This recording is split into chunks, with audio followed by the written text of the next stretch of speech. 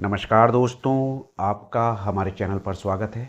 जैसा कि आप सभी जानते हैं, हम आप लोगों के लिए टेक और टेलीकॉम के लेटेस्ट अपडेट लेकर हाजिर होते हैं। दोस्तों, आज की न्यूज बीएसएनएल से रिलेटेड है, तो आप लोगों को बताना चाहूँगा, जो लोग भी हमारे चैनल पर नए जुड़े हैं, बीएसएनएल का थंबनेल देख करके आए हैं वीडियो देखने के लिए, तो आप लोगों से रिक्वेस्ट है, वीडियो को लाइक कर दीजिए, शेयर कर लीजिए, क्योंकि हम बीएसएनएल के सभी तरह की वीडियो आप लोगों के लिए लेकर आते हैं। चाहे वो बीएसएनएल का रिचार्ज प्लान हो, बीएसएनएल का 4G, बीएसएनएल का 5G कब आएगा, बीएसएनएल का FWA, यानी सभी तरह के बीएसएनएल की वीडियो आपको यहाँ पर देखने के लिए मिलेगी। तो आप वीडियो को लाइक और शेयर करना ना भूलिए। तो चलिए दोस्तों, शुरू करते हैं।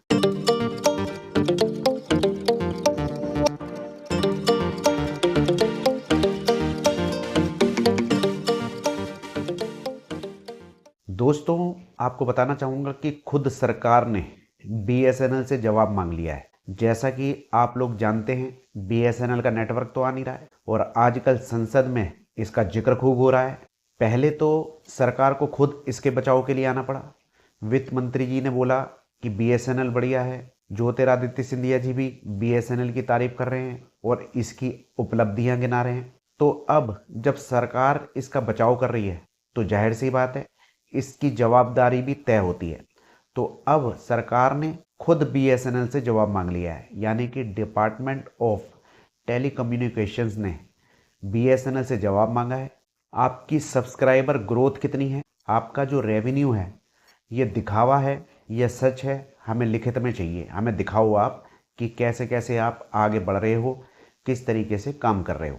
यानी कि अब बीएसएनएल को अपनी पूरी परफॉर्मेंस सरकार को दिखानी होगी। दोस्तों, आपको बताना चाहूँगा कि सरकार ने बीएसएनएल को टारगेट दे दिया है। 27,500 करोड़ रुपए का टारगेट बीएसएनएल को दिया है, यानी कि 20% की ग्रोथ दिखानी है बीएसएनएल को। एक तो पूरा पेपर वर्क दिखाना है कि कैसे आप काम कर रहे हो, कैसे नहीं कर रहे हो। दूसरा, 20% का टारगेट दे दिया, यानी कि फाइनेंशियल ईयर 25 से लेकर 2026 तक का जो फाइनेंशियल ईयर है, उसके अंदर 20% की ग्रोथ दिखानी है 27,500 करोड़ रुपए की। तो आपको बताना चाहूँगा कि अभी 2025 से लेकर अब तक 9 महीने हो चुके हैं और इन 9 महीनों में 17,705 करोड़ रुपए की कमाई बीएसएनएल कर चुका है, यानी कि ये कमाई 13% की हो चुकी है, दिखानी 20% है। और ऑपरेटिंग प्रॉफिट 4858 करोड़ रुपए का बीएसएनएल को हो चुका है। तो बीएसएनएल जाहिर सी बात है दिखा देगा कि हमने इतना कर लिया है। लेकिन सरकार यही नहीं रुक रही है। सरकार ने बीएसएनएल से कई चीजों के जवाब भी मांगे हैं, जिनमें है कि आपने 1 रुपए वाला प्लान क्यों बंद कर दिया, ग्रोथ कैसे कर रहे हो। ई सिम जो होती है, यानी कि जो फोन के अंदर फिजिकल सिम नहीं लगानी पड़ती है, ई सिम होती है, उसके बारे में भी डॉट ने इनसे जवाब मांग लिया है। सरकार ने इनसे जवाबदारी मांगी है कि आप ई सिम को कितना बढ़ा रहे हैं, क्योंकि ई सिम लगाने से जो फिजिकल सिम का खर्चा होता है वो भी कम हो जाता है। तो ई सिम को ज़्यादा से ज़्यादा प्रमोट करना है, इसके ऊपर भी बीएसएनएल को जवाब देना है।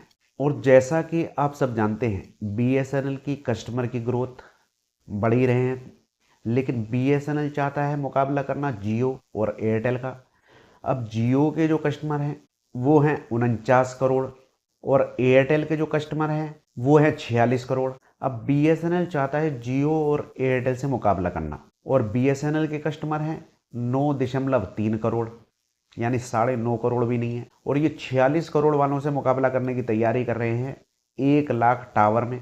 हालांकि 20,000 टावर अभी और भी लगने हैं, लेकिन ये कहाँ जंग जीत पाएंगे। और अब सरकार इनको टारगेट देने लगी है। भाई, आप कोई भी बिजनेस करते हैं तो 20-30% तो कमाते ही हैं। तो सरकार ने इसके अंदर इन्वेस्ट किया है, तो उन्हें भी चाहिए, तो सरकार ने 20% का इन्हें टारगेट दे दिया। तो ये इतना पैसा कहाँ से निकालेंगे। तो हो सकता है आने वाले समय में इनके प्लान में और भी परिवर्तन आपको देखने के लिए मिले। हालांकि जनवरी की भी जो रिपोर्ट आई है, उसके अंदर सब्सक्राइबर बीएसएनएल के बढ़े हैं। ऐसी बात नहीं है कि कम होगा। इससे पिछले महीने जो दिसंबर में कम हुए थे, लेकिन जनवरी से फिर इनके बढ़ना चालू हो चुके हैं। तो अगले महीने जब फरवरी की रिपोर्ट आएगी, तब पता लगेगा कि क्या तेजी है, क्या मंदी है। तो फिलहाल में बीएसएनएल से सरकार ने जवाब मांग लिया है कि अब जवाब दीजिए कि आपकी ग्रोथ कैसे हो रही है, कैसे आप लोग काम कर रहे हैं। तो जाहिर सी बात है, डंडा चला दिया है सरकार ने। अब इन्हें जवाब देना पड़ेगा और अगर टारगेट पूरा नहीं हुआ तो बताना पड़ेगा कि नेटवर्क नहीं है।